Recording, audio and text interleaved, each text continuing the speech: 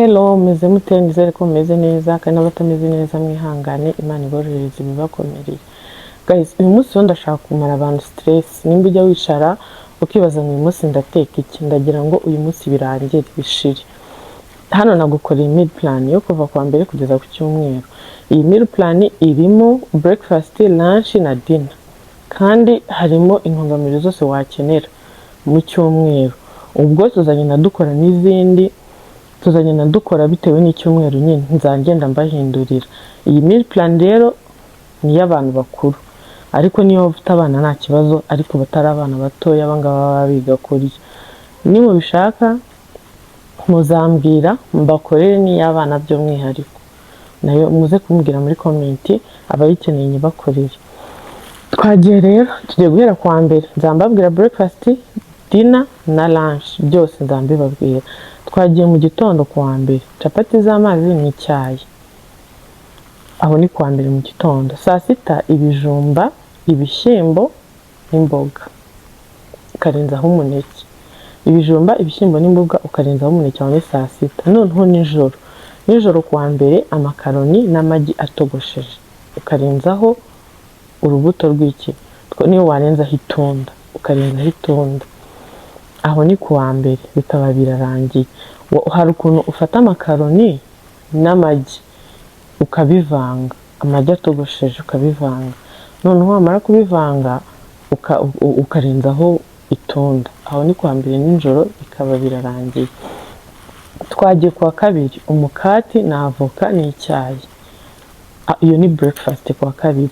Noneho lunch ukarya imvange n'igitoki, ukarenzaho umuneke. Niyo utarenzaho umuneke ukarenzaho n'ikindi kintu icyo ari cyo cyose, imvange, ibirayi n'igitoki, cyangwa ukarenzaho umwembe, urubuto rwo arirwo rwose wafata. Twagiye nijoro ubugari n'inyama. Ubugari n'inyama nijoro ukaba warenzaho akananasi. Aho ni kwa kabiri. Umunsi no kwa kabiri nawo ukaba urarangiye. Twagiye no kwa gatatu. Wa gatatu mu gitondo igikoma n'amandazi. Ubwo ni breakfast. Noneho lunch ukaba wafata umuceri n'ifi. Waba udafite ifi umuceri murabizi ugira imboga nyinshi. Waba udafite ifi ushobora kuyisimbuza imiteja cyangwa ishu, ubwo ukarisha umuceri ishu cyangwa shufureri cyangwa broccoli. Icyo washaka cyose, udafite iyo fi wabirisha izo mboga zindi, nabwo ukaburiye neza. Ubwo aho ni saa sita. Noneho saa sita ushobora kurenzaho agapapayi, akaba ariko gafuruwi k'uwo munsi ufashe, ukarenzaho agapapayi. Noneho nijoro ugateka ibisote. Ibi birayi ushobora guteka bidahase, wabyogeje neza ukabikaranga nk'ibisote bira byo mu kabari, bito bakunda kwita ibyo mu kabari, ubundi ugakaranga n'ibishyimbo n'intoryi. Ibyo bisote mukabirisha ibishyimbo n'intoryi. Noneho mukaza kurenzaho ikinyomoro. Mukarenzaho ikinyomoro. Aho ni kuwa gatatu. Twagiye kuwa kane. Kuwa kane mu gitondo ugakora agaspesiyare k'amagi n'amafiriti, cyangwa agaspesiyare ka capati n'amagi n'akaji. Ubwo ni umunsi wo kuwa kane mu gitondo. Noneho saa sita mugateka imyumbati n'ibishyimbo n'imboga. Imyumbati, ibishyimbo n'imboga. Noneho hakaba hariho n'akaoranje, mukarenzaho akaoranje. Ubwo ni ku munsi wo kuwa kane. Nijoro mukarya boyiro. Ubwo ni boyiro hagati ya boyiro y'igitoki cyangwa y'ibirayi, wahitamo bitewe n'icyo ubona ugifite. Ubwo ni umunsi wo kuwa kane. Umunsi wo kuwa kane muri iyo boyiro mushobora kurenzaho akaneke. Noneho kuwa gatanu mu gitondo. Kuwa gatanu mu gitondo ni umukati na breba cyangwa umukati n'amagi, byaterwa n'ibyo ufite aho, gusa wakoresha umukati mu gitondo. Noneho saa sita, ubwo ni umukati na breba n'amata. Saa sita mushobora kwirira ibirayi bitogosheje n'inyama. Ibirayi bitogosheje n'inyama n'udushyimbo ku ruhande, niyo utwo dushyimbo wanagamo utuboga. Ibirayi bitogosheje, inyama n'udushyimbo ku ruhande. Noneho ukaba wakoresha urubuto, niyo wakoresha manderena cyangwa agapome. wareba icyo ufite akaba ari cyo ukoresha, ariko mwibwire utariye urubuto, kamanderena cyangwa agapome, urubuto rwose waba ufite ukarurenzaho. Aho ni saa sita. Saa sita kuwa gatanu tubonye ko ari ibirayi bitogosheje, inyama n'udushyimbo. Noneho nijoro ushobora guteka igitoki n'amakaroni ukakora n'udushyimbo ku ruhande, igitoki, amakaroni ugashyira n'udushyimbo ku ruhande ukarenzaho n'urubuto. Noneho twagiye kuwa gatandatu mu gitondo wakora agapotaje bitewe n'icyo ukunda.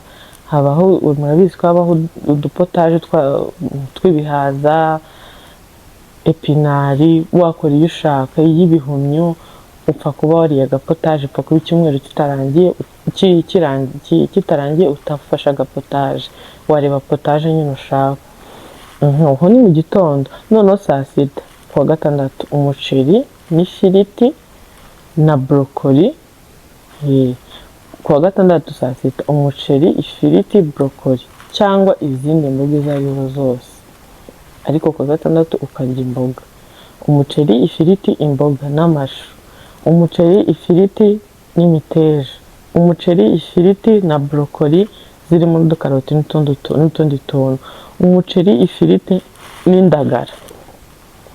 Wareba uko ubigenza. Noneho ugafata n'urubuto, ushobora gufata ka watermelon cyangwa izindi mbuto. Noneho nijoro kuwa gatandatu ubugari n'isosi y'amagi, ugakora n'isosi y'amagi. Nimba harimo umuntu utazi gukora isosi y'amagi, nazabibereka ukuntu bayikora. Ibintu ndi buvuge ukumva ntabwo uri kubyumva neza, umbaze ndaza kukubwira uko bigenda. Aho ni kuwa gatandatu, ubugari n'isosi y'amagi nijoro.